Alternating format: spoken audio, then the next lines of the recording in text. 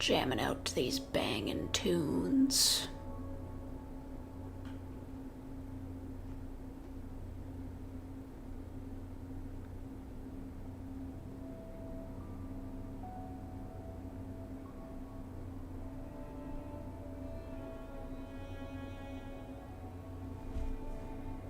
Yeah, what's going on, everyone?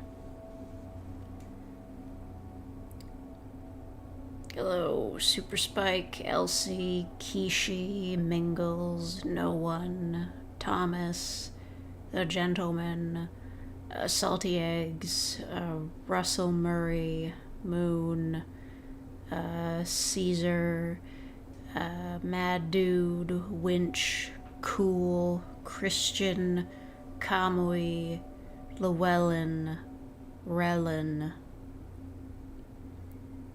Boxhead. Did I see the Super Mario Direct? No, I don't play video games. Alexis, Mia, Rex, AVGN Jump Scare from the Nintendo Power video. I don't remember that one. Complex Awareness. Okay. Everybody's here that's gonna be here. I don't expect a big turnout for this visual novel. Today we were playing a video game. Yes, because I got paid $10.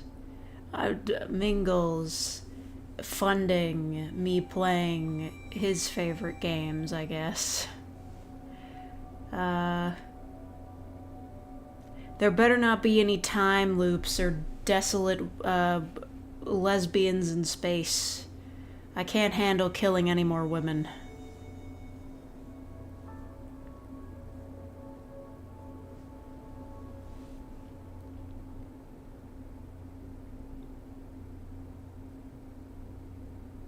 Oh, that moment. Yeah, okay. I get it. Should do more streams this week. Well, tomorrow is a day. Listen, tomorrow is Labor Day, I think. So I shall not labor. And, I'll do what I want tomorrow.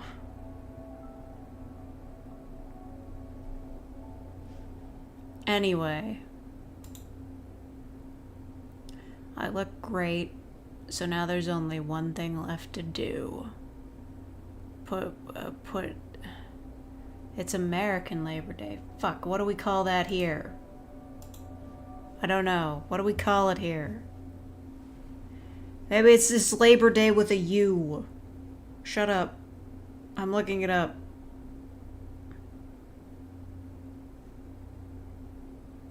It's Labor Day with a U, okay? It's the same thing, but it's Canadian because it's spelled with a U. Shut up. Advertise. I can't in front of the new advertisement. I have to use the old one. I will advertise all the time, whenever I like. Money, money, money, money. There's no new Gumroad audio. I just felt like advertising.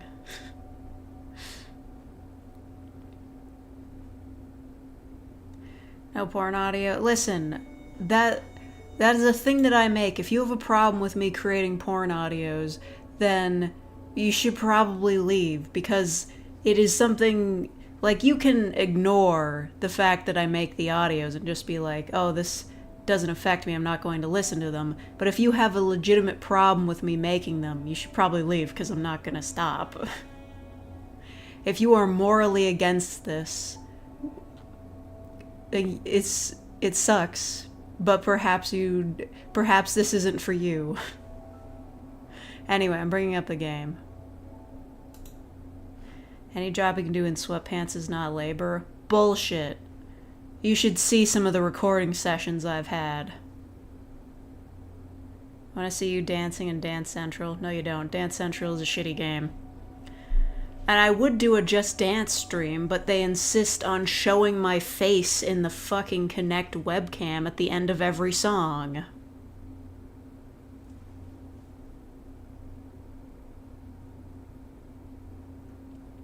Anyway, this is the game. Still Botter.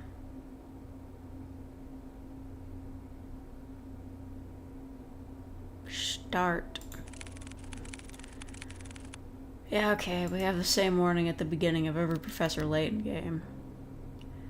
Oh, okay. It's getting dramatic right off the bat. I will have to break out my skills.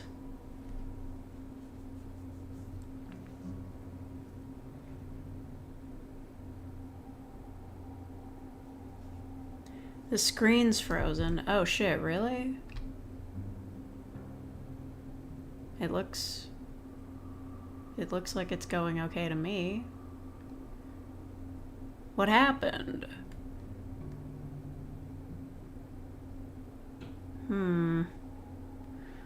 Don't tell me we're gonna have problems with this. Why did the screen freeze? What happened? Okay, it's good now, but if it happens again, you have to tell me. You guys see my mouse on the screen moving about? Or are these dots? Audio was kind of glitchy earlier. What? What? Okay, anyway. The caretaker. I'm sorry, but I can't stay here anymore, Nina. I feel like I'm going crazy. Calm down. If we just talk it out. So many strange things keep happening after another. Weird sentence structure. Every day there's this damn dripping sound. I thought it was just something leaking at first, but... We can't see them? What do you mean you can't see them? It keeps freezing? How does that work?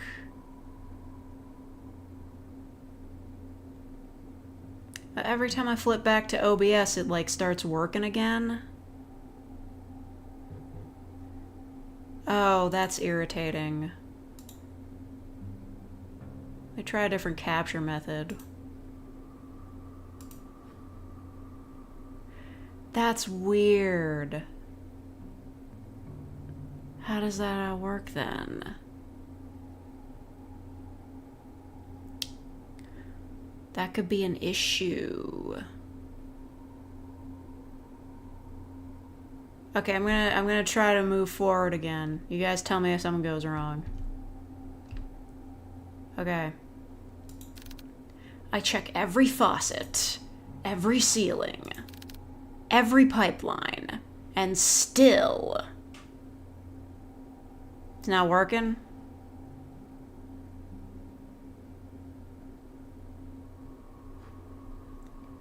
Froze again. What the fuck?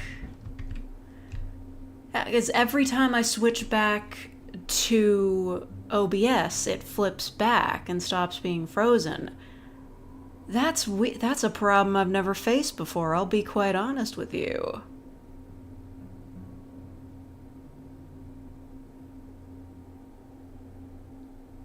Huh.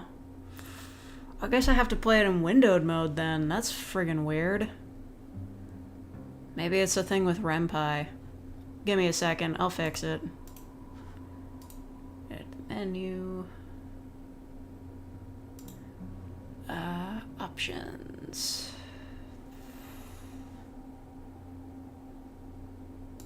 Get back to the main menu, please. Alright, well I guess it's windowed now.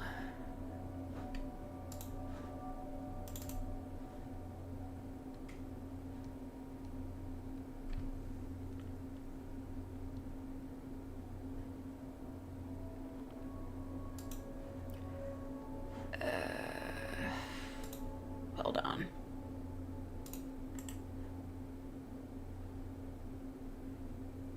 It's probably a RenPy issue. Okay, well, I've put it in windowed mode.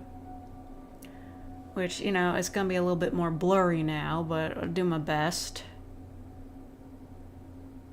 YouTube overlords didn't like you advertising your Gumroad. Yeah, that's how it happens. Okay, does that work? I don't know.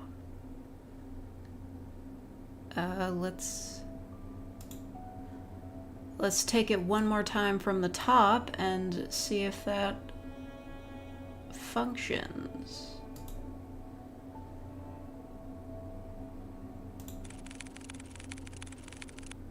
You seeing that?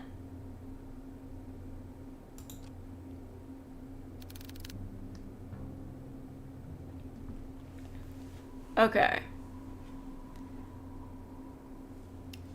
Alright. I'm sorry, but I can't stay here anymore, Nina. I feel like I'm going crazy. Calm down. If we just talk it out. So many strange things keep happening after another. Every day there's this damn dripping sound. I thought it was just something leaking at first, but I check every faucet, every ceiling, every pipeline, and still I hear it everywhere, constantly echoing in my ears. Okay. You got no answer for that, do you, Nina? Shit's crazy. Oh, but the water. I find random pools of water just appearing out of nowhere, just like the dripping. But it's at night. When it comes.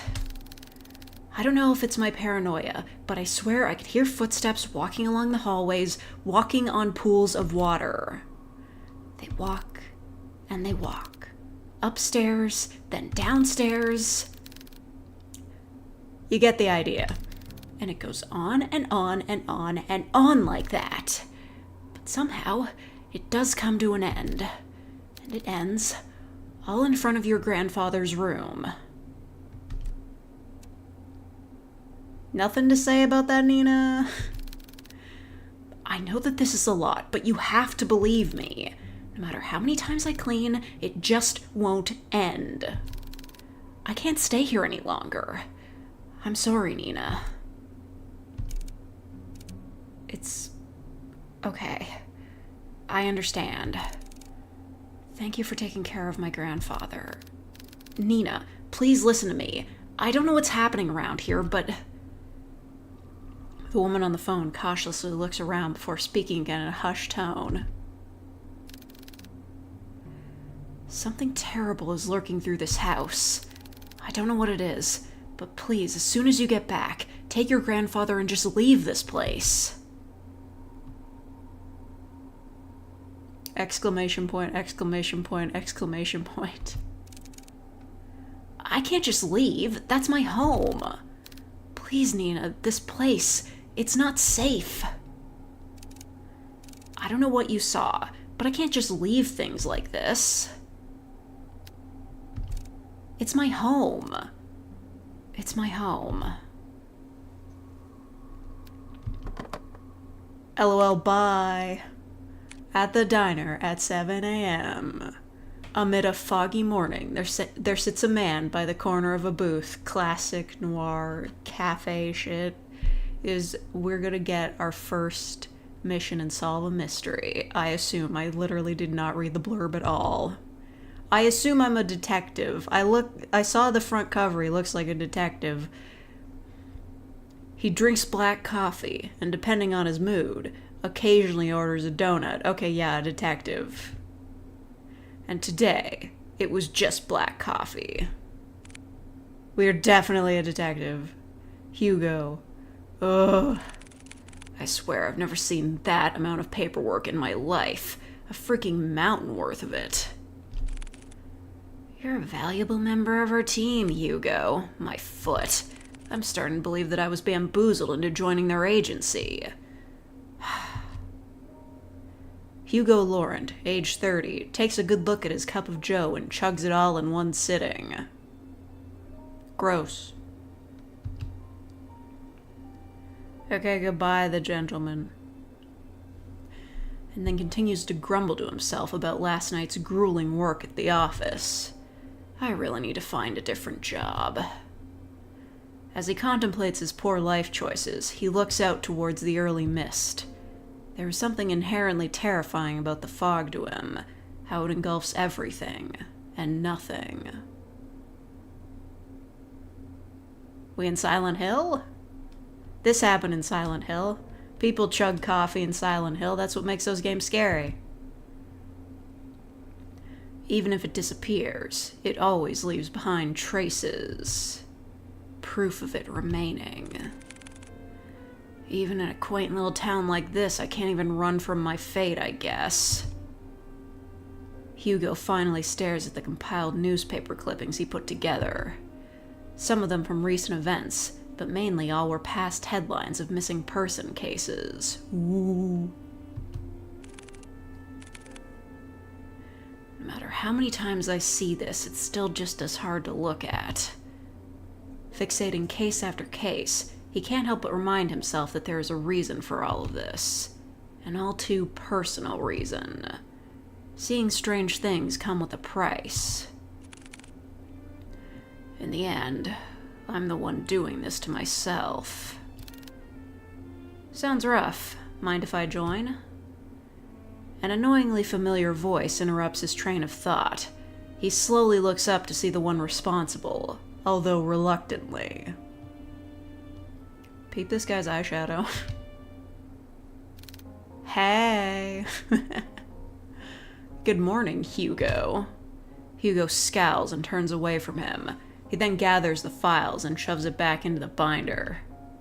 Meanwhile, the tall man takes this as an initiative and sits at the opposite end of the booth. He greets the waitress passing by and orders himself the hefty body breakfast special with an extra plate. As usual, the waitress is happy to oblige and goes back to the counter to relay his order. The man then looks back at Hugo. He sees the empty cup and the now jumbled newspaper clippings, all the while Hugo is trying to ignore him. You really should eat something with that black coffee. Not ordering any donuts today? I'm fine, Noah. I'm just not in the mood, okay? Not even a little? There's a momentary silence between them before Noah disturbs it once more. The shipping begins, as it does with all police procedurals. I don't even know if we're cops. I hope we're not. Well, too bad for you. I ordered a big breakfast for the two of us. Two? All right, fuck yes, that is one hell of a breakfast. Are those, what are they, hash browns? But like, you know, like home fries. Private detectives? Well, I guess that's not as bad. But fuck yes. We got pancakes and shit, that's awesome. Why the hell did you order for the two of us? Just eat what you want to eat, don't worry about me. Wow, this looks delicious, right, Hugo? Are you even listening to me?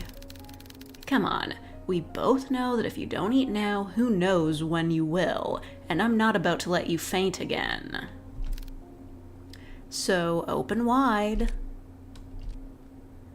Noah de Leon? Is he fucking French?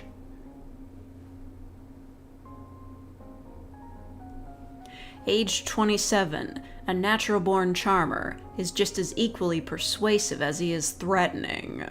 Damn. It's the blue hair, right? With a pensive look, Hugo finally gives in and eats the generous spoonful without further complaints. It's good. Right? Good food will always help cheer you up. Damn him, I got swept away again. Oh, by the way, the chief will be out for a business trip. She mentioned it'll be for a couple of days. When did she tell you this? I didn't hear anything about it. Yesterday, I think? Yesterday? She told me to sort out the cabinets yesterday. She didn't mention anything about a business trip. I guess it was a pretty sudden one. Well, I mean, she did tell me to tell you. And lucky me, I know where you go every morning. You know what? I'm not surprised anymore. Well, what do you want to do? We technically have the day off. I'm gonna head back to the office. There's a couple of boxes I didn't get a chance to sort out. In that case, I'll come with you. Why? You could just rest for the day. and pass up this opportunity to get to know you better, quit it. After their enlightening banter, the two of them finish their breakfast, pay for their meals, and head to Hugo's car. It's a really shitty-looking car. As Noah opens the door to the passenger seat, he notices a bloodhound sleeping inside. Oh my god, he is Columbo! The big dog stirs at the sound of the car opening and lazily stares at Noah. How? He doesn't have any eyes. I'm sorry, big guy. He then closes the door while trying not to make too much noise to disturb its occupant. Colby. That's cute. Like it's a puppy. At the sound of his name, his heavy-lidded eyes slowly peek to see who calls for him. It is his one and only partner, his human. As if finally realizing who he is or where he is, the old bloodhound stirs up from his sleep, pounces at Hugo, and proceeds to wag his tail uncontrollably. Bark. Good morning again, Colby. Had a nice nap? Colby, 8 years old, Hugo's most faithful and loving partner in crime, has the biggest tendency to just sleep all over the place. Noah, who is witnessing all this from the back seat, chuckles to himself. He's amazed and slightly defeated at Hugo's sudden surge of energy. It doesn't matter how many times I try. When it comes to boosting up his mood, no one can beat Colby.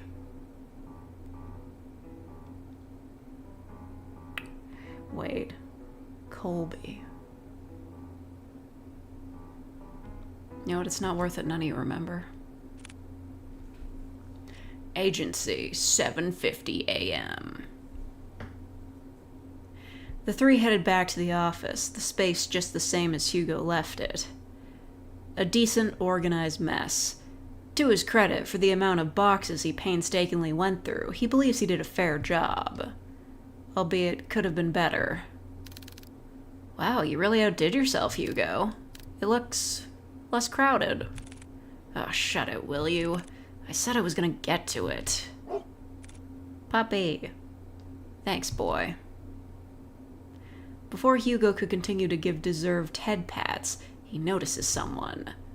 A woman stands timidly, peering outside from the storefront. The woman appears a bit frantic. Disheveled and wearing ill-fitted clothes, she appears to be distressed about something. When she finally makes eye contact with Hugo, she immediately rushes in.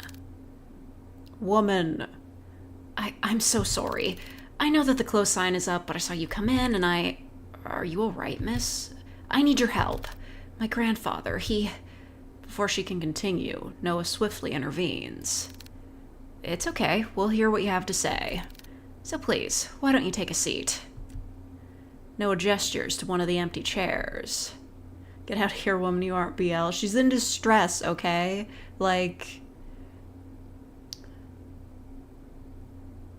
even in a BL, there can still be a woman in distress that needs help, alright?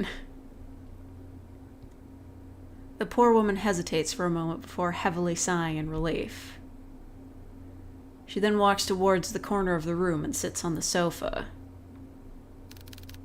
Her crisis is her grandpa took away her BL manga. Can you start off by telling us your name? I'm sorry for earlier. My name is Nina Mortimer. Oh, that's the woman from the phone. I need help watching over my grandfather tonight. Watching over your grandfather? Yes. I'm sorry, Miss Mortimer, but I don't quite understand. Is he in danger? I'm afraid he is. Exclamation point, exclamation point, exclamation point. Miss Mortimer, if that is the case, wouldn't contacting the police be better? No. I've tried requesting their help, but they all gave me the same answer. There's nothing they can do about it. If only I knew who Lewis was. Lewis? Nina fidgets at the name. She looks to the side before reaching out from her bag for an antique letter. My grandfather. He received a cryptic message the other day. It didn't come with an address or the name of the sender. However, the only thing I did pick up was that name. As she hands over the letter, Hugo notices her hand is slightly shaking. Average police interaction? Yeah, they useless. Whatever lies in this note must have shaken her this badly. Delicately, Hugo removes the content of the envelope and unfolds it. At first glance, it seems like any normal written message. A person named Lewis asking the other, Henry, to come meet him by the lake at midnight, needing to share something important with him. However, what's eerily striking about this letter is not the message itself. It's the Smash Bros. Invite? Oh my god.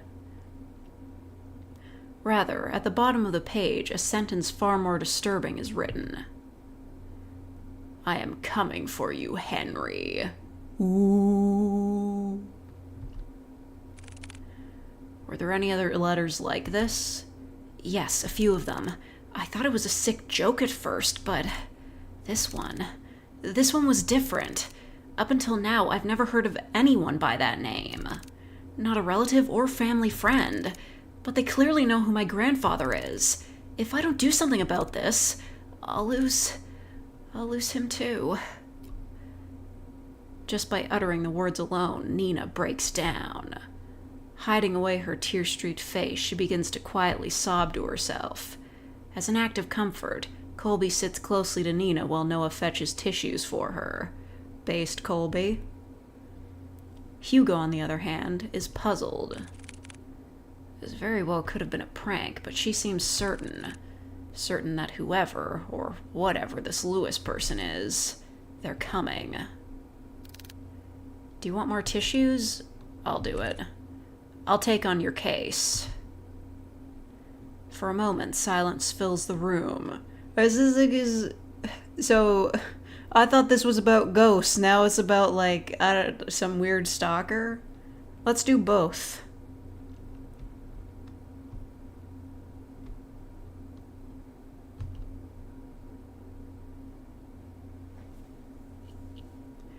Only stares are directed at Hugo until Nina finally stands up and walks towards him. You'll take it? Hugo simply nods. Thank you. You don't know how much this means to me. We're glad to help, Miss Nina. Nina's fine. Well, Nina, we'll do our best. Nina slightly smiles at Hugo before reaching into her bag once more and taking out a note. This is my address. I'll be sure to greet you once you get there, Detective. She politely bows once more before heading to her car and drives back home. Once out of sight, Hugo turns to look at his cluttered desk. Still messy, but presentable. I guess I'll have to sort these out later, then. Car. Well, I mean, he had all day to sort them out before now. Like, it was like 7:50 to 5:30. I had like 8 hours. Come on. Or 9 hours. I don't care. Hey, look, I adjusted the camera angle. Now don't freak out as much when I drink water.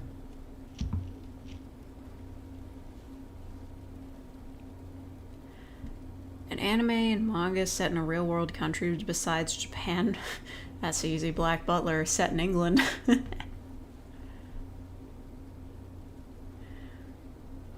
From the ongoing downpour to the quiet hums of the car, they sit in silence. Still miles off from their destination, Hugo constantly checks the rearview mirror. Noah, who usually chats his ear off by now, sits completely still. He looks out to the passing streetlights, reserved and distant.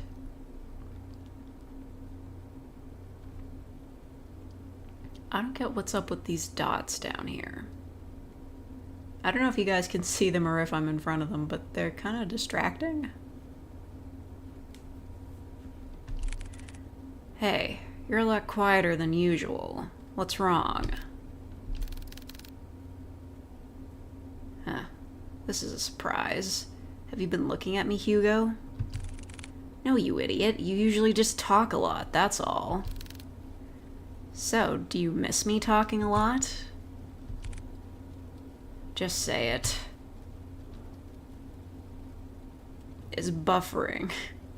It's letting you know you can click the next dialogue. What? The text moves really fast, though. I didn't want to offend Nina earlier, so I kept quiet until she finished. But it's her last name that caught me off guard. Question mark? Have you heard about the Mortimers? They're a pretty distinguished family. Well, they used to be. What do you mean? They've been struck with so many tragedies that over time people began to believe they were cursed or something. Every other year I would see a headline on the local news about one of the family members' deaths. And you know what's strange? All of them have been labeled as accidents. No foul play, no nothing. Just another unfortunate event for the family. Maybe I understand why she wouldn't go to the police. She probably thought they'd perceive her as paranoid or hysterical. Or worse, crazy. Isn't that kind of the same thing? I can't imagine all of this for Nina. And most of all, who knows what we'll find there? Could it be a ghost? Is that why you decided to come with me? Well, partially. I'm more worried about you, though. Question mark.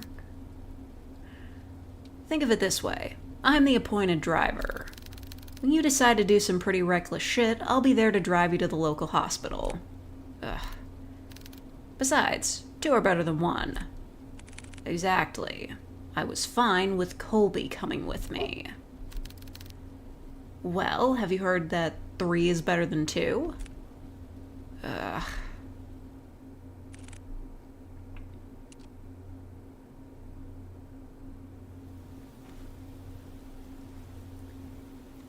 Passing through countless dirt roads and steep cliffs, the estate reveals itself beyond the evergreen. Oh, these people are rich. Nestled and tucked away from prying eyes, it stands tall. How much are we getting paid for this gig, by the way? I would like to know.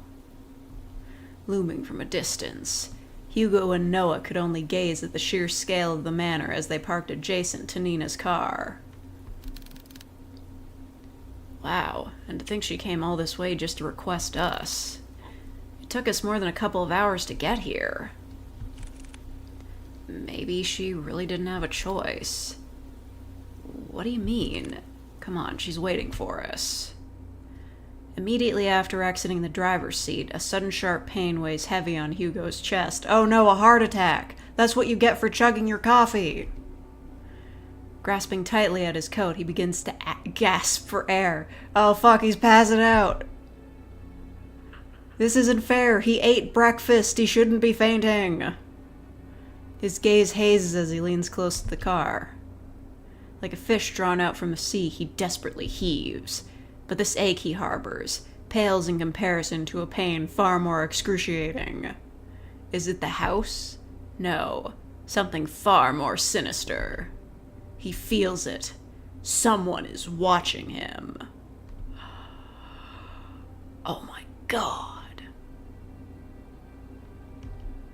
A piercing gaze fixed on him. Like leering at a bug and waiting to strike. I'll never forgive you. Oh my God. What the hell?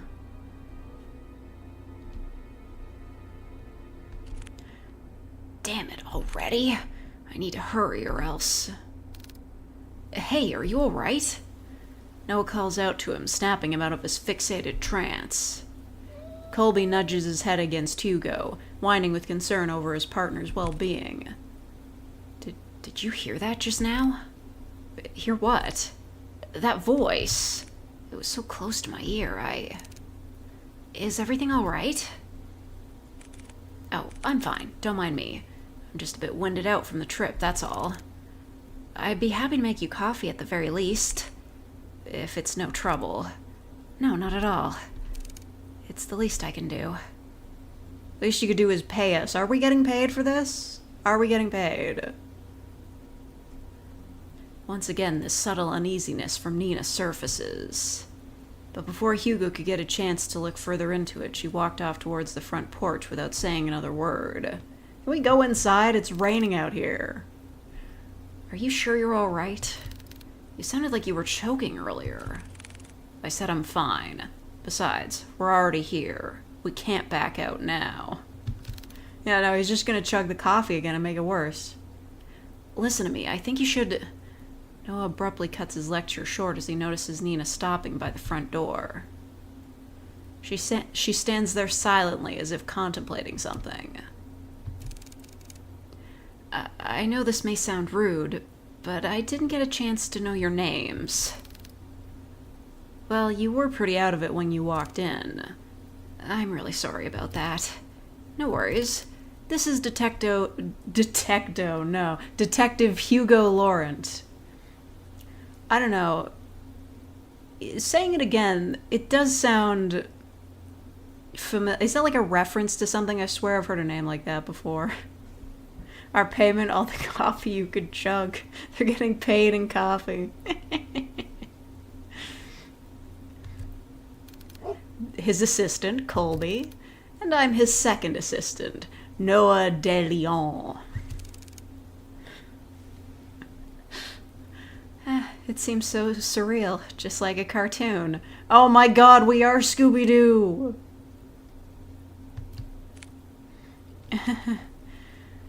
Nina meekly smiles before turning away from them.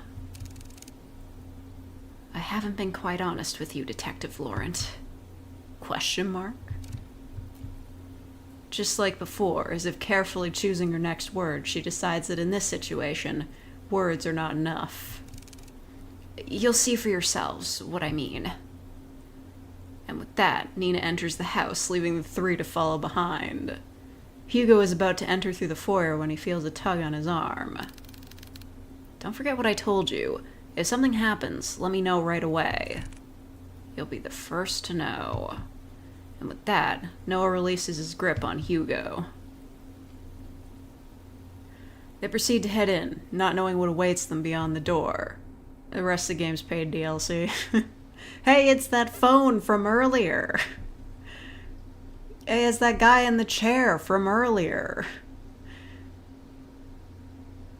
Greeted with a brightly lit hallway, Hugo notes that the interior is just as grand. Yeah, man, look at that vase. Kick ass.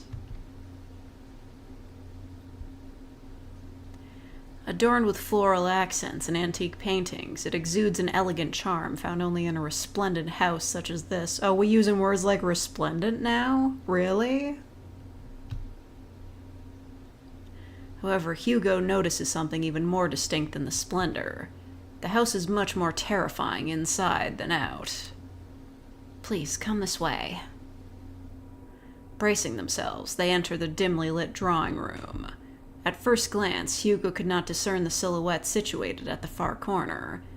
However, on closer inspection, he now understands the reason for all of Nina's unsettling vagueness. Let me guess, her dad was dead the whole time. Oh right, he's her grandfather. I'm stupid. Grandfather, we have guests. Wait, what? What do you mean? Sitting on the armchair is a young man. Well, that don't make sense, does it? He's dressed in a white-collared down dress shirt, tucked in with black slacks and black penny loafers. Oh, that sucks. This guy's a nerd. Staring only at the window, the young man sits there dazed with little acknowledgement of the people around him.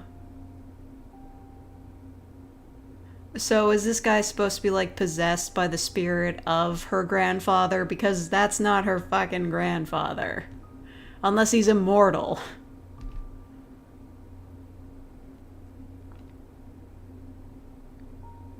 Still, motionless, like a doll. Grandpa, these are the people I spoke of. This is Detective Laurent and his two assistants, Colby and Noah. They're going to help us. Okay. Even after introducing them to the head of the Mortimer estate, Hugo and Noah could not help but feel unnerved. Vampire? Oh yeah.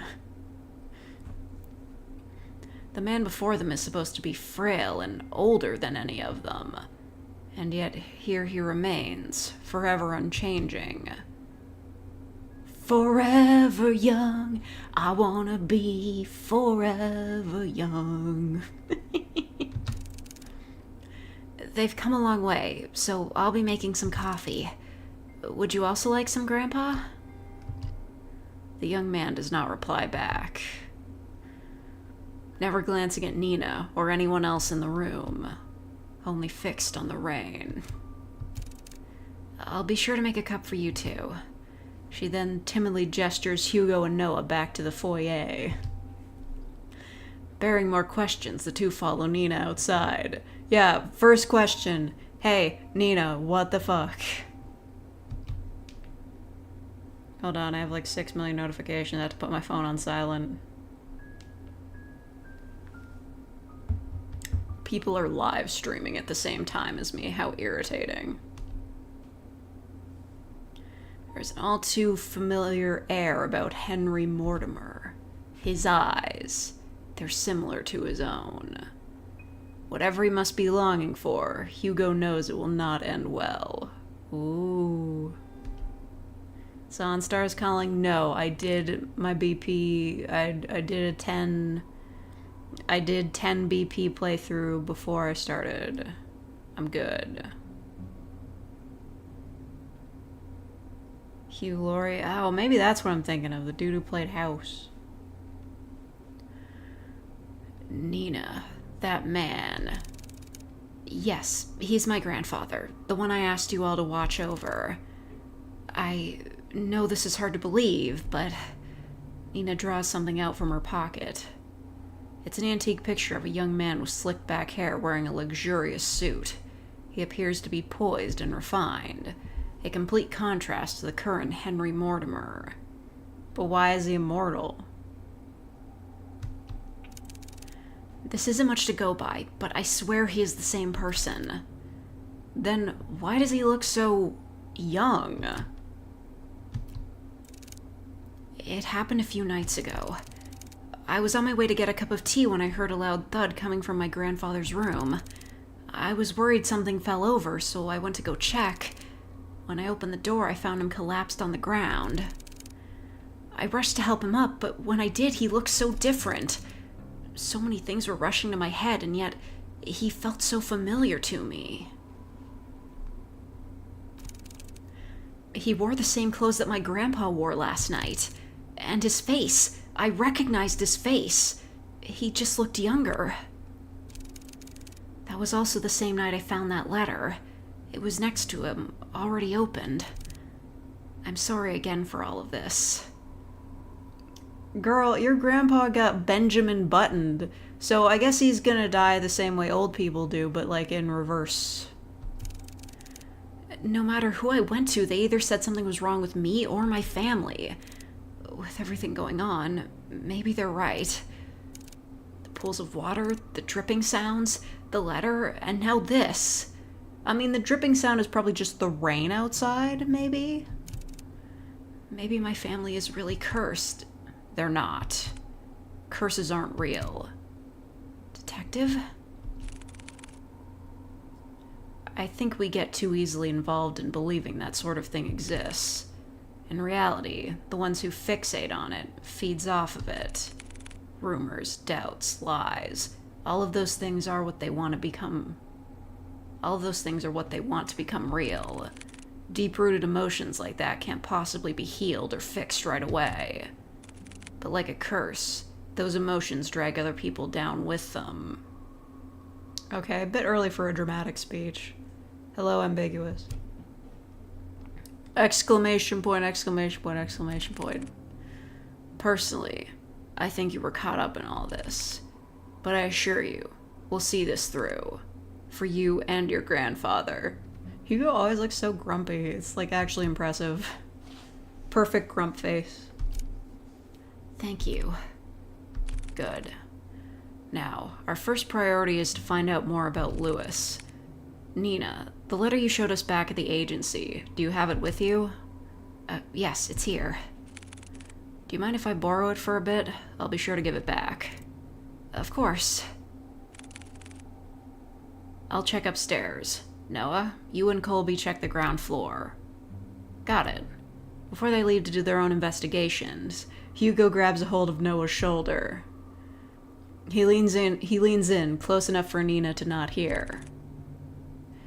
Keep a close eye on Mr. Mortimer and Nina. Especially Nina. Oh, he thinks she's messing with him. Okay. I'm counting on you. You too, boy. And with that, Hugo heads upstairs, starting his investigation. 11:30 oh, fuck me. He's been up all day. Homeboy was having coffee at 7:30 a.m. My god. He's gonna need that coffee she's making for him. Okay. After searching vigorously through each of the rooms, he knew his findings would eventually lead him here. This is it. Hugo walks towards the nearest lampshade and opens it. Dimly illuminated, he sees the extent of how lavish this part of the house is. From customized drapes to the vintage furniture. Is this gonna be a visual novel about how much rich people suck? I'm down. Everything here exudes that extravagance. But much like the interior Hugo has seen so far, he finds this one in particular reeks of it. These fucking rich people. Plastered from wall to wall, a sense of gloom lingers. It's as if the room itself is moldering, despite its preserved nature. I need to hurry. I don't want to stay here for too long. Oh. It's been 20 minutes, though. He searches and searches, still with no sign of anything. What about those pieces of paper on the floor? Stop wrecking all the shit. Not one thing pertaining to Lewis. Damn it, nothing? It's as if he cleared out everything, just blank everywhere. No, it has to be here. I'm just missing something. He ponders again before remembering the letter. This is the only proof Lewis exists so far. I'll try to read it again. Maybe I overlooked it. As he takes the letter out from the envelope, he notices a change within. Bearing no foreboding threat at the bottom of the page, it looks just like a regular letter. What the? If you can't come, then I understand. It's pretty dreary after all. But if I can ask one last favor of you, could you keep my locket? I know this is selfish of me, but I'd like for you to have it. I'd be happy knowing it's with you. Thank you for everything, Henry. What? So, like, magic letters was, like, changing notes? What the fuck kind of supernatural bullshit is going on here? Forever yours, Lewis. Old Man Yowie?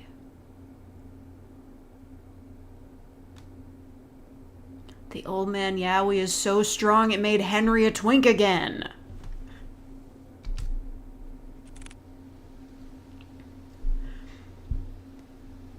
This is the same Lewis? I thought he was the cause of all this. I don't understand. Without warning, the sound of a click can be heard across the bedroom, as if something unlocked itself. Oh, we solved the puzzle! Hugo turns around and sees at the foot of the bed a chest. Unlike the other furniture, its dark and rustic features have not been maintained well, left to rot on its own. Preparing himself, he opens the chest. Inside, scrambled together, are bunches of notebooks and small trinkets. Hugo continues to rummage through when he stumbles across an old newspaper article. Young man found dead by the lake. Oh, exclamation point! An unidentified young man was found on the morning of, I don't know, the year Mega Man takes place, 3 days prior to his death, according to police.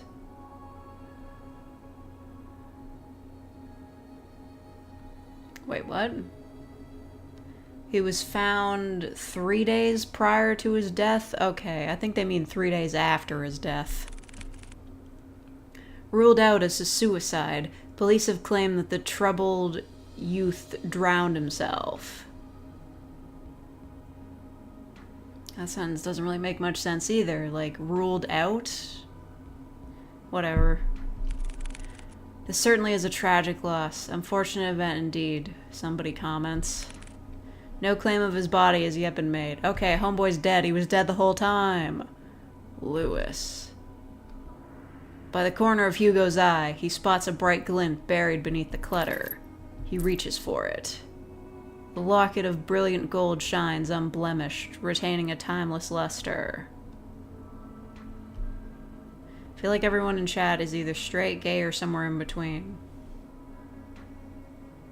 Yeah, probably. I mean, sure.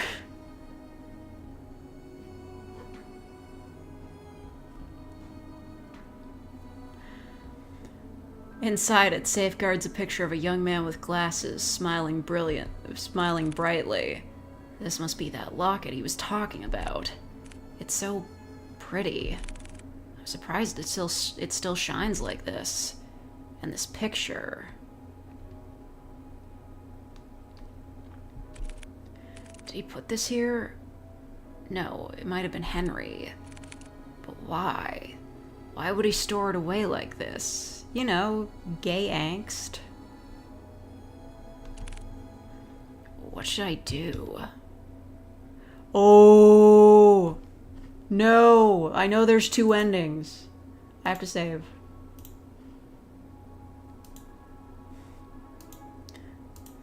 I'm not losing. I'm not losing. I'm taking the locket. It's mine now. It's my locket. Okay, goodbye, Kamui Cadet. Oh, gross. Hugo is about to put everything back in the chest when he feels a wet and cold sensation crawling up his leg. Gross. What? Water? A pool of water relentlessly spreads across the floor, already seeping into the chest. Damn it, no. Suddenly the light shuts off. Oh my god, underwater level! Guess sure you did. Well, I don't know. Asexuals can count as, like, in between. Or not. I don't know. Who cares? We remember the asexuals here. A scream is heard, followed by a myriad of shouts. Ah! Hugo is about to call Noah, but stops at the sight of pale feet before him. Oh no! That's not my kink! Looming over him stands a tall and ominous figure. Slender Man. His face is shrouded in complete darkness, devoid of any human emotion. Okay, Slender Man. He appears as a young man, but Hugo knows that it's far from it. Slender Man? No, this very thing is trying to imitate a human form. Slender Man? Trying to be human. Hugo could only stare back. Paralyzed with fear, he is forced to watch the horror as it slowly creeps towards him. It's just like before, the sensation of someone staring at him from within. Oh no! But this time, it's drawing nearer. Inching ever so closely. The words to call out to Colby or Noah fail to reach out. Lodged in his throat, he struggles in pain. With his breathing shallow, he tries to force his body to move. And then it stops. Looking down at Hugo, filled with nothing but malice and contempt, it speaks. I think I did the wrong thing by taking that locket. I'm gonna be quite honest. Hey? Don't get in my way. All of a sudden, the door to the bedroom slams shut and the entity disappears. The tension from his body finally releases its agonizing grip and he gasps desperately for air. His vision blurred and breathing jagged, he staggered towards the door. He yanks at the handle several times, but it's tightly jammed.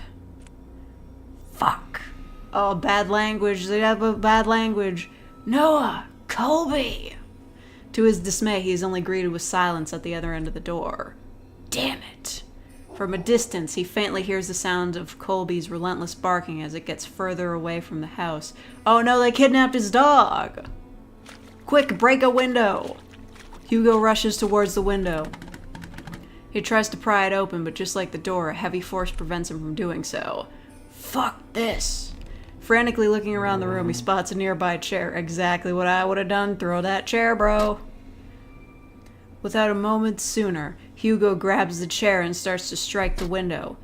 Bit by bit, the window cracks get larger with each blow, splitting off smaller pieces. What the hell is this thing made out of? Yeah, what the hell?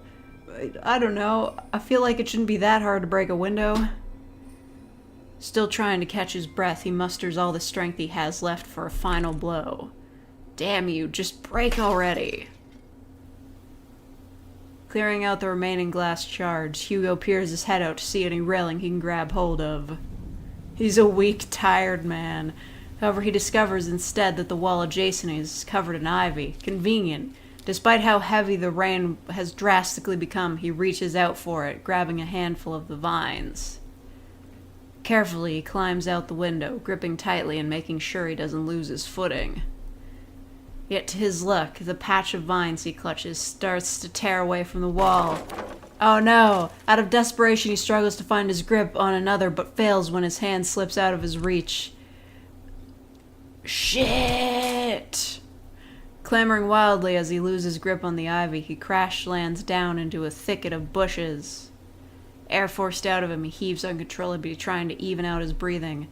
But even that is laborious, and immense pain spreads across not only his back, but his entire body. God, I'm getting too old for this. How old isn't he, like 30? I don't know. Although his body screams out in pain, he forces himself up. There's still time. I can do this.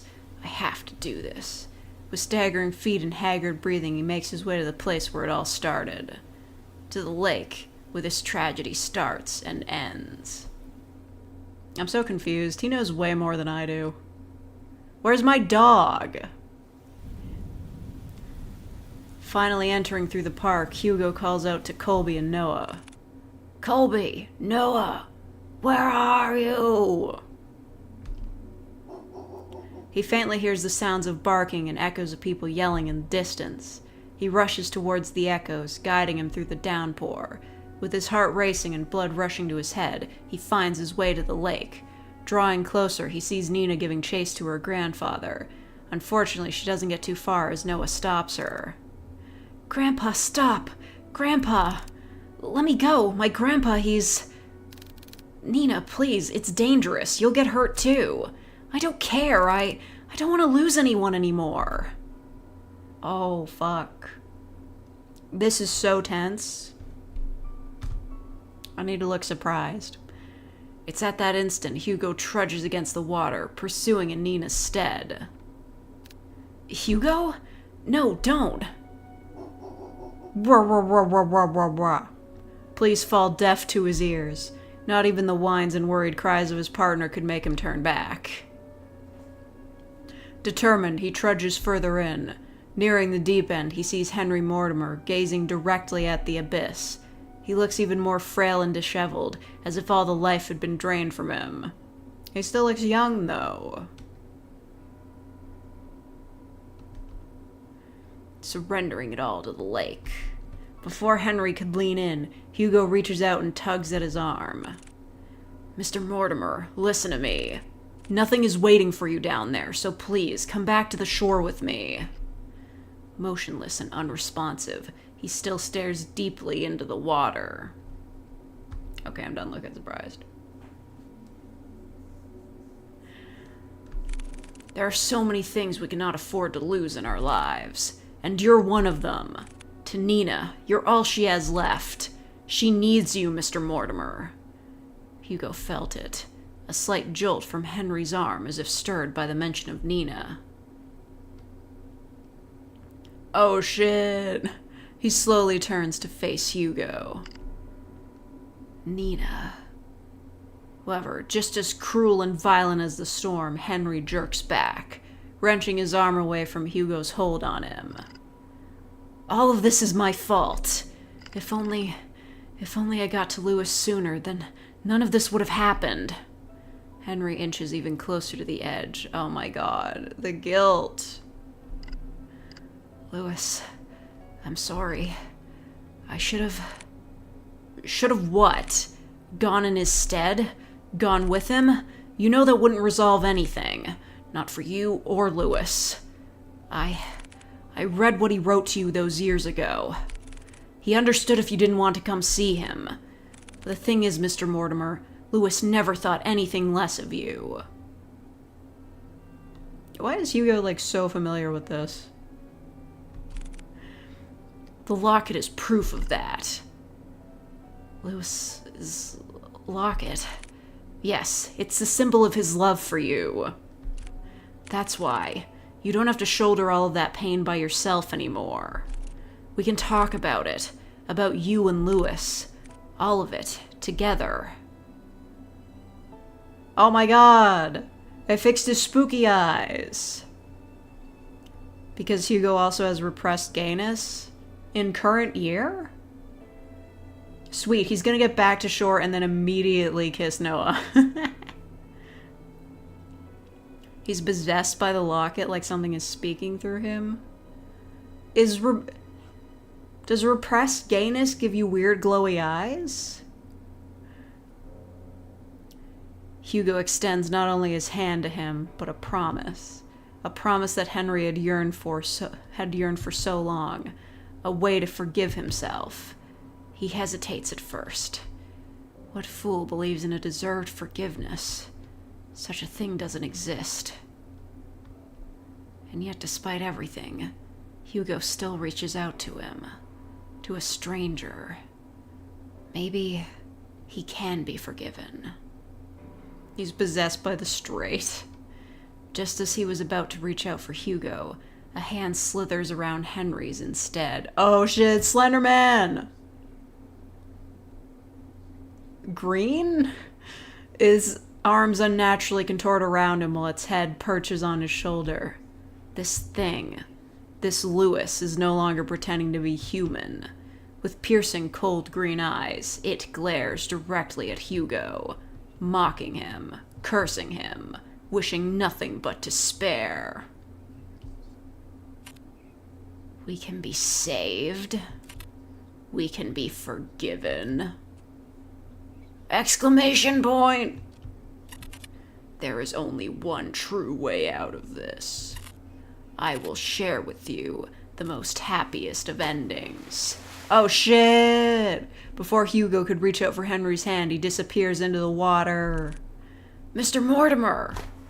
Without hearing the anguished cries and desperate pleas, Hugo dives after him. Into the abyss.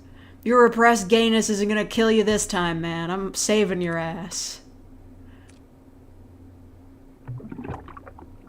Plunging in icy waters, Hugo feels shocks running rampant throughout his body. Like spikes continuously piercing from his legs to the tips of his fingers. Fiercely and unyielding. His chest tightens and his heart races as he begins to kick his legs, hoping whichever way he goes, he'll find his way to Henry. Swimming deeper and deeper in, he sees faintly a figure slowly descending into the darkness. Rah. As he finally gets closer to Henry, long snake-like arms stretch across the void and grab Hugo's neck. Oh no, this isn't my kink either!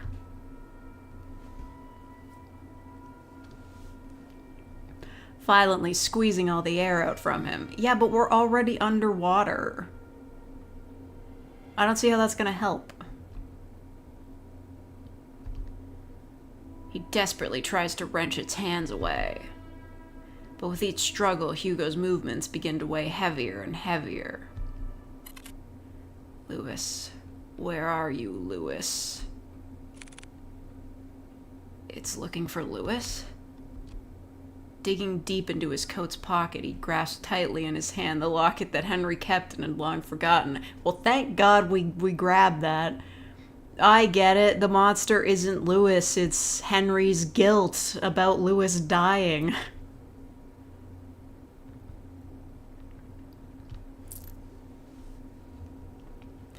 Holding it out as it shines ever so brightly in the dark. Ellipses? Ah, there you are. It releases its grip on Hugo and instead reaches out for the locket. Taking this as a chance, he drops the chain and kicks with all his might to grab Henry's arm. I'm not letting you die, boy. With his heart burning and his body screaming, he swims desperately to the surface. Almost there. I just have to. As the lights from the surface begin to blur, Hugo makes one last attempt to reach for it. With his limbs worn out and his energy spent, this is all he can do. Before he loses consciousness, he notices a figure swimming towards them, getting closer and closer, and then everything fades to black. Drifting along with what feels like an endless sea, Hugo courses through wave after wave, not knowing where he's going, or caring for that matter. All he knows is that he's very, very tired. How long has it been since he had a good night's rest? It's been too long. Maybe I should take that rest now. I'd like that so much. I agree that you deserve it, but not here. Exclamation point. I'm sorry for startling you. I just wanted to see you before I go. Lewis, you've done so much for me and Henry. Thank you. No worries. From a far-off distance, a voice cries out to him, beckoning for him to come back. Snap back to reality. Well, I guess this is it. Take care, Hugo. The lake. With his eyes closed and his senses still returning, he feels the constant tugs and licks of a certain bloodhound.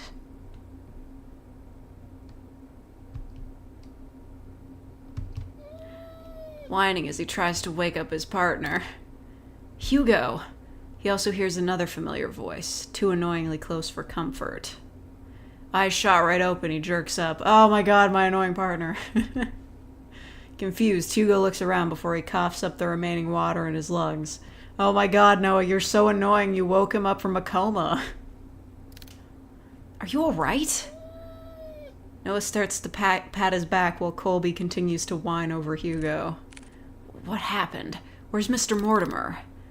He's safe, so is Nina. They're both okay. The police and the ambulance should be arriving soon. Why'd you call the police, though? How are they gonna help? What are they gonna do? God, Noah, you're so annoying. Kiss me or stop being annoying. Thank goodness. Isn't there more you have to say to me? Instead of, thank goodness? I swear, you don't listen to a damn word I say. I'm sorry, Noah. Exhausted, he lets out a sigh. He then continues to pat Hugo's back aggressively when someone approaches them. Detective Laurent? What the fuck was that shit? Oh, Nina. There's someone I want you to meet. Oh my god, they de-twinkified him. It's old man Yowie again. Please tell me Nina is a Loch Ness monster. Behind her stands an elderly man. Frail in stature, he timidly looks to the side pensively as he ponders to himself. Although his youth has long faded, his eyes are what catches Hugo's attention. They're no longer a piercing and vicious green, only eyes just like Nina's. Hello, Mr. Mortimer. Detective. I do an old man voice. I never got the chance to say goodbye to him. I always thought about it every day. What if Lewis lived on in this world? What if he stayed a little longer with me?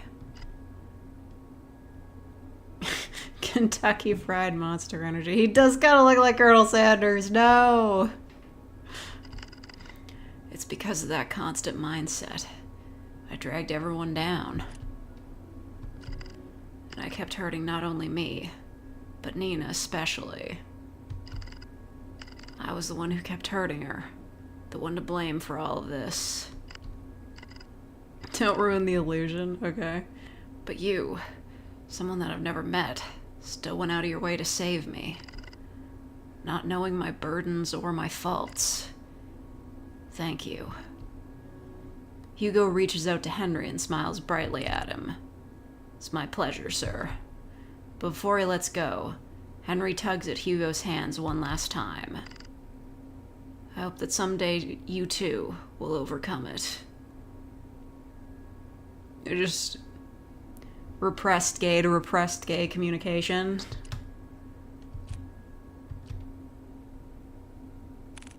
The next day. Did we get paid for that? I mean, we almost died.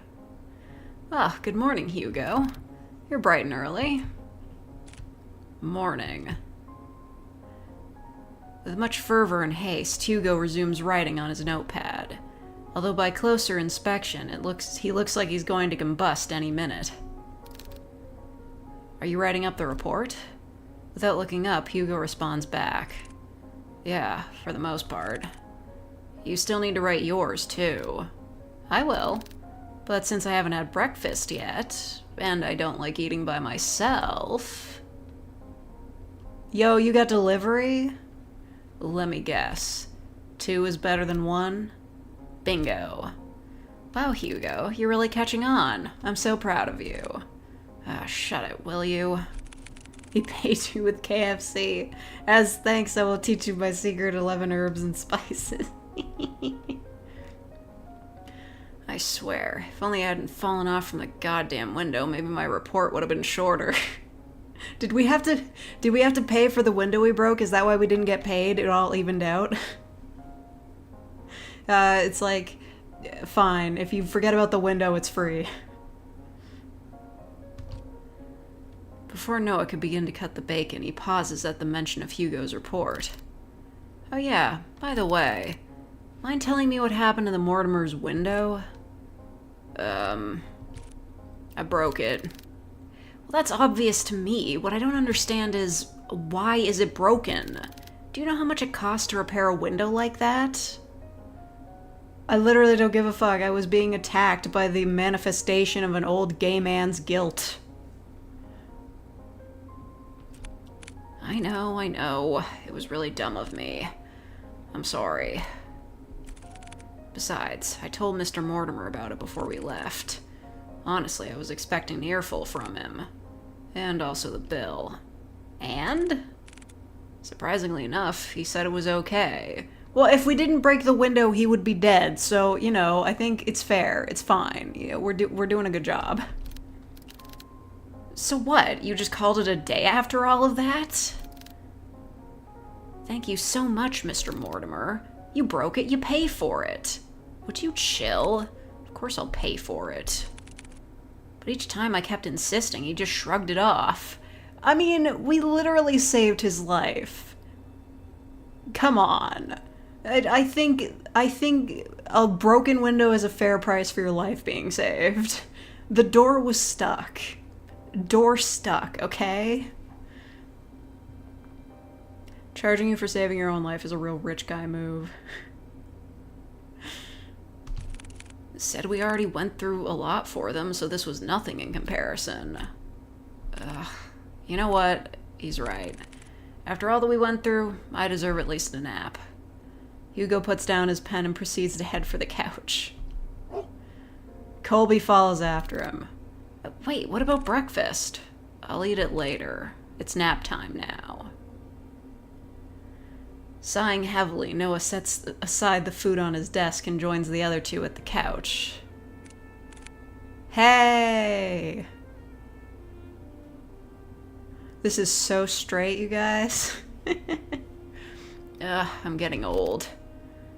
I mean, you are old. Shut it. Colby whines, asking for head scratches. Give him the head scratches. Sorry, boy. Silently, Hugo scratches the back of Colby's ears as he leans closer to Noah. You know, I'm glad that you came along yesterday. Oh my god. Exclamation point? You gonna be honest with your feelings? Most straight detective couple. Oh, what's this? Are you getting chummy with me now? Call it chummy, or whatever, but I really mean it. If you hadn't saved us back there... Look, I told you before. I'll be there whenever you get yourself into reckless shit. Besides, didn't you say this was nap time?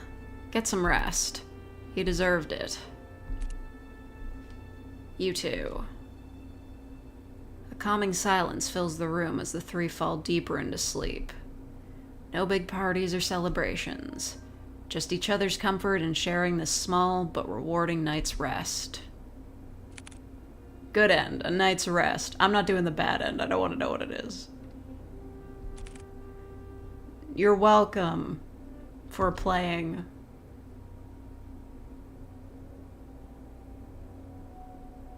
Well, that was interesting.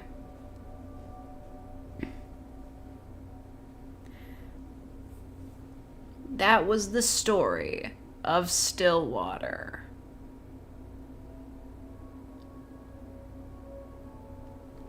The gay repression is real.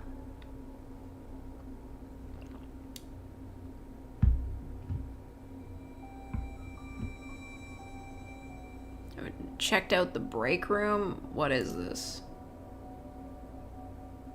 Oh, it's the music. I didn't unlock that one. Joshua? Why is it called Joshua? Concept gallery.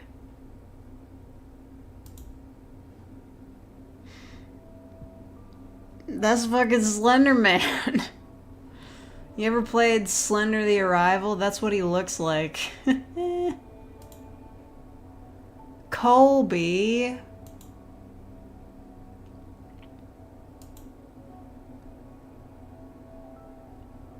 That is a guy. There's a puppy.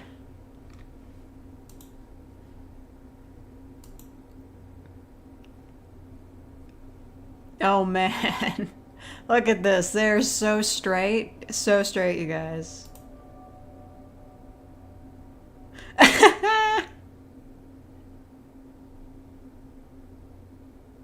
Oh my god. Oh, that's a classic.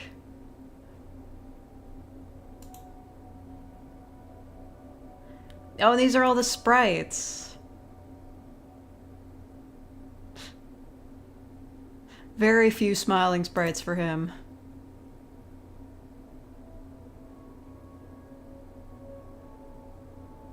I'm a big fan of Noah.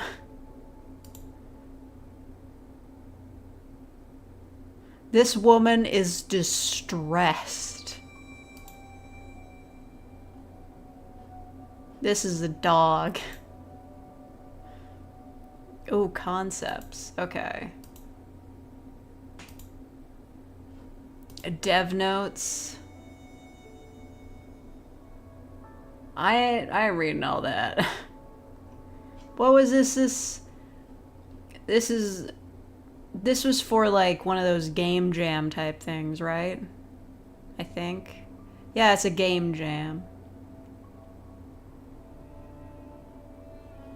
I've made a Ren'Py game before. I guess it's hard if like you're trying to do something complicated. The credits. Studio Clump. Ah, timely. Anyway. Oh my god, not Zap Splat. Oh. Ah, don't you love it when you recognize the sound effect website? Ren'Py wave rendering, Ren'Py action editor, nice.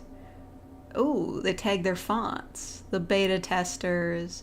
Made for Spooktober 3rd Annual Visual Novel Jam. Oh, I've heard of that. They're doing another one of those this year. I've always thought about joining up for one, but all I can do is write. I can't actually, like, draw the visuals. Hello, Ethan. They're just into music?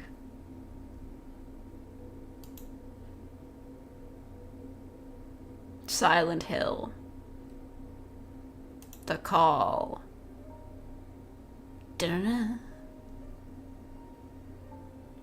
You can't sleep, so you watch live streams.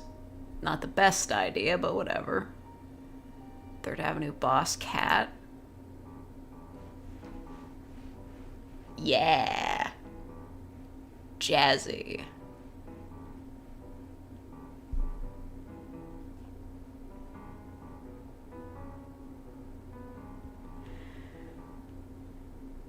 I make a VN? Yeah, but it wasn't good. It was literally just like a background with text on it. Actually, there was one time back in my past life where I made a visual novel, like a dating sim, based on the people who were currently, I think, maybe I did this in my current life, I don't know, where I made a visual novel based on people who were watching the live stream, which was like 10 people, and I drew pictures of them in like MS Paint, and then I put them into like a shitty Ren'Py visual novel, and that was the stream. It wasn't good, but it was kind of a fun experience. I'll make the Butler script universe into a VN. I think it's possible. You could definitely make a story like that into a VN.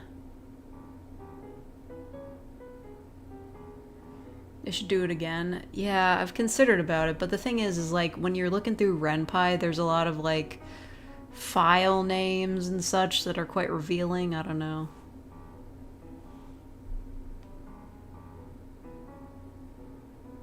Forgot to download it when you uploaded it once. Isn't it still in the description of the video?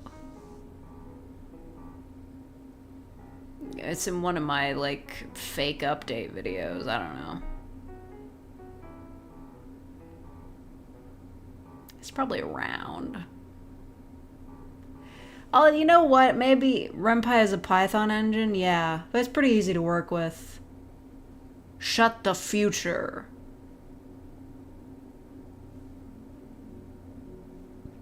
Alright, well, I think I'm gonna shut this down.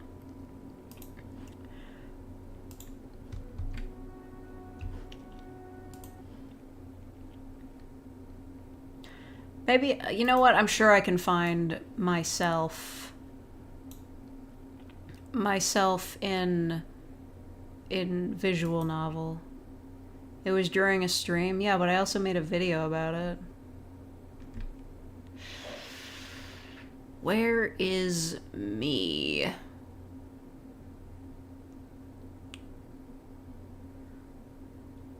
Gosh, where did I put the me?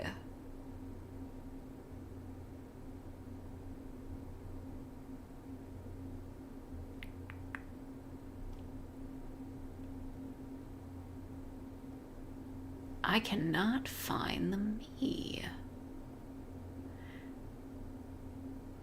I thought it would be in my downloads folder, but it's friggin' not. Maybe it's in my documents.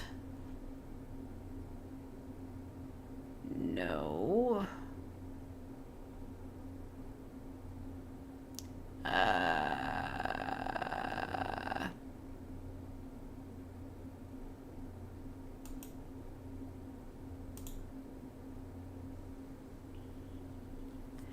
Alright, goodbye, Kishi. Where could I have put it?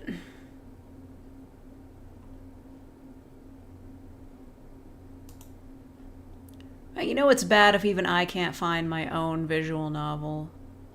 Maybe it's in the Ren'Py folder? Ren'Py.exe? I don't know.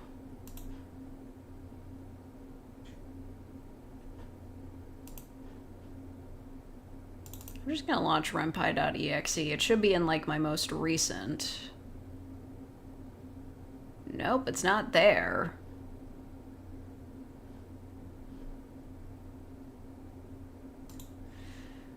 think I lost my visual novel.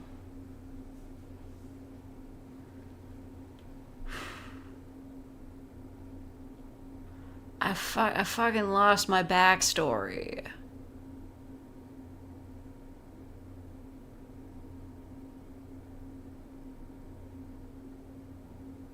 How could this have happened?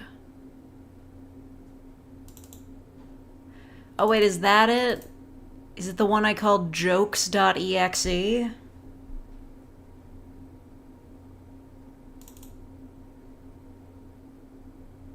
Nope, that's another prank visual novel I made. It's not that one. No, but why isn't it here then?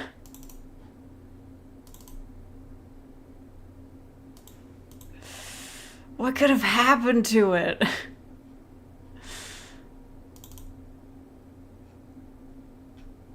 It's not in the dating sims folder.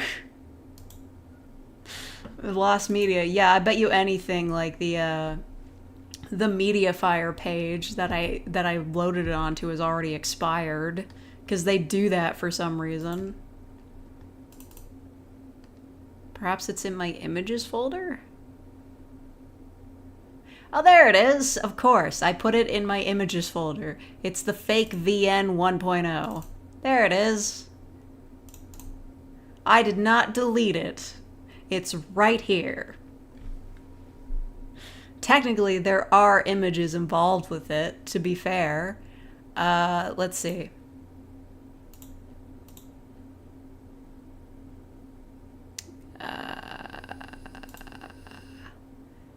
Yep, that is the basic thing. Okay, I'll show it. It's my me. We'll do a quick window capture of that. Yeah. It is... Where is it? There it is. Okay. There's the me. Oh, sorry, I'm in the way. How fake happened. 1.0. That's how it happened. Okay, let's see. How did fake happen? Let's start the game. Sometime in 2020. I don't even know how I figured out how to do this splash screen. I think I literally just, it's a CG. That's not built in. Here's some artwork. I don't know what this no DC thing means. This is some artwork that I stole from Google of an apartment that looks nothing like any apartment I've ever lived in. I enter my small apartment. What a night. I take off my shoes and wander over to the kitchen. This has been the routine since starting my latest job. Put something into the microwave for dinner, change out of my uniform, eat, and go to bed. This is before they stopped selling the bean burritos at No Frills. The no-name bean burritos is before they stopped selling them. You could just buy them whenever, but they don't sell them anymore. I could eat those all the time. Stolen art? It's not like I made money off of this.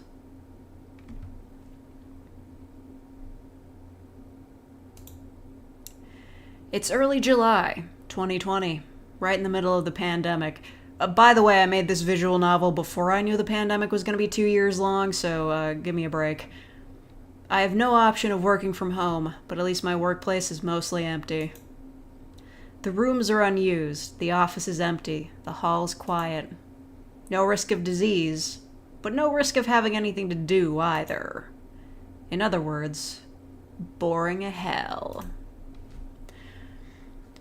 But being awake all night is still tiring, so I spend most of my time out of work in bed. Alright, let's see what new roleplay video will sing me to sleep tonight. I've gotten really interested in roleplay audios this past year. Most people think they're pretty cringy though, so I don't really talk about it. Straight up. And this is my life now. So now I can't even tell people what I do for a living because it's cringe. Dream demon roleplay. Good enough. Let's do it. I sit back and listen to the sounds of a man I didn't know pretending to be a demon that was infesting my dreams. And it was all going fine. Until... This is your dream, but I'm in control here. Speakers, yeah, I was all question marks before I became fake.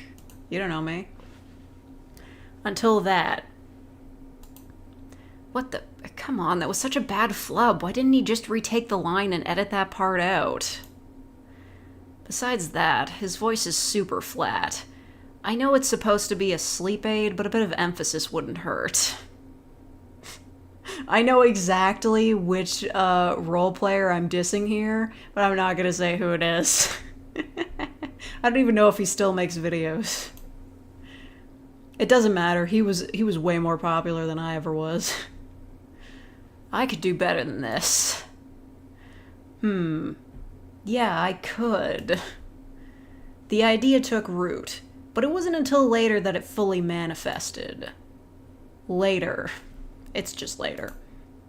A night off of work, finally. I might as well live stream something. This was during my past life as a game person. But when the stream was nearing its end, I made a spur-of-the-moment decision. I'm harsh as fuck on people. Man, I know I'm mean, but I didn't say his name. I think I want to try something different. I want to try reading a roleplay script before I sign off for the night. The chat seems neutral about it. Let me look one up and see what I can find. Guardian Angel takes care of you? Yeah, whatever, I'm doing it. It's not Cardlin. Cardlin is far more skilled than I will ever be. I play out the part. It's kind of fun to put on a different voice and pretend to be someone else. What do you guys think? The chat's reaction is mixed. Some declare cringe. Others think I did okay. The stream ends and I leave it at that. Maybe it could be a fun side project if I have the time. Later. Again. Huh? A message? Right. Gameling. Haven't heard from Gameling in a while. Hey, I wrote you a script. You should read it on your next stream.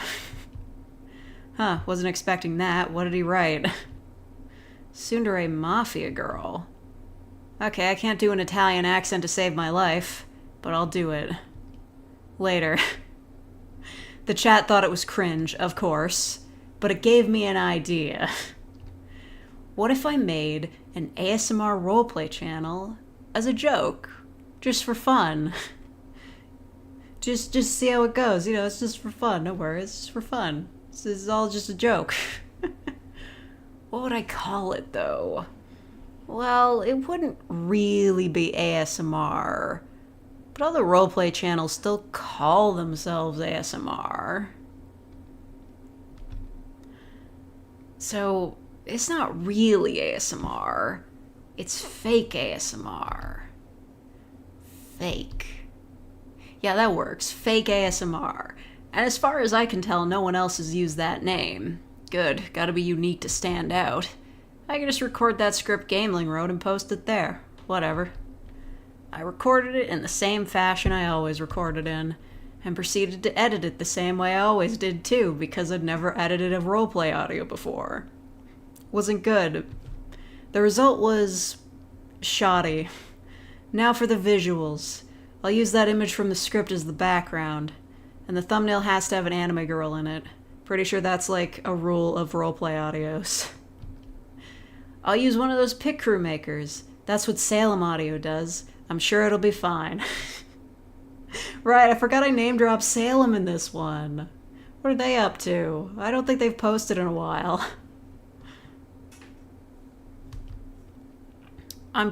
Why are you surprised I'm Canadian? Have you ever heard me say sorry? Perfect. And a really silly font in bright pink. Fabulous. And upload. The comments were sparse, but encouraging? Why the hell do they like this? Why not take the joke too far? I did another video, a script from Reddit. Again, decent reception. But it wasn't really what I wanted. It wasn't fake enough. I should write my own scripts. But what could I write? Well, I guess it could be anything. So I started writing anything. Angry video game nerd ASMR, tsundere owl, fake yandere, conspiracy theorist girlfriend. Oh, I forgot about the conspiracy theorist girlfriend. Every night at work, I'd spend my spare time, there were hours of it, writing scripts, and when I got home, I'd record, edit, and post them.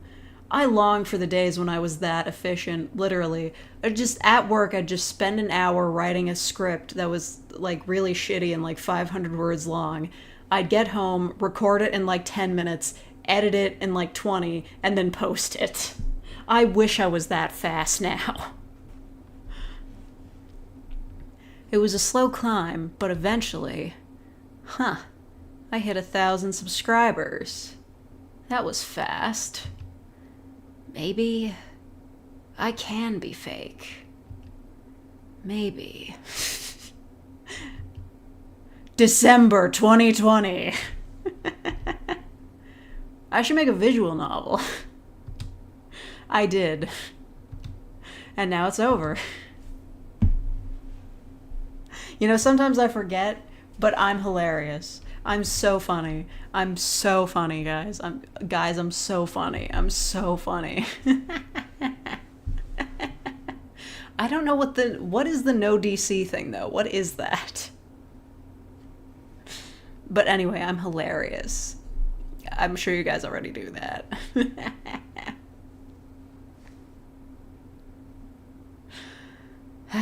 The good old days.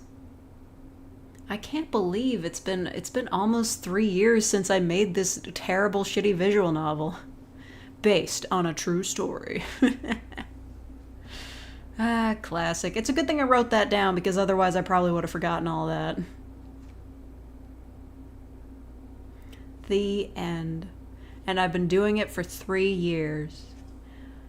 You know, sometimes, like, yes, the pandemic, traumatic, horrible, death-ridden, awful. But without it, I wouldn't even be here. Like, I would still be trying to make game reviews work with, like, no energy.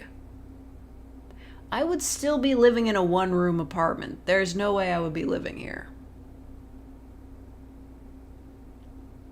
Also, without the pandemic, there would never have been HLVRAI. Just straight up. That only happened because, like, everybody was home and they were able to be part of it.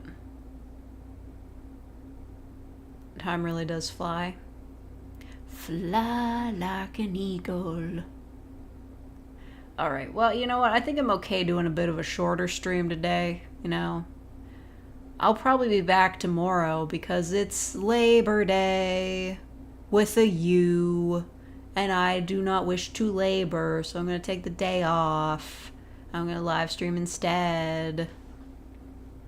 I'm going to watch DMC cutscenes. Not the new one.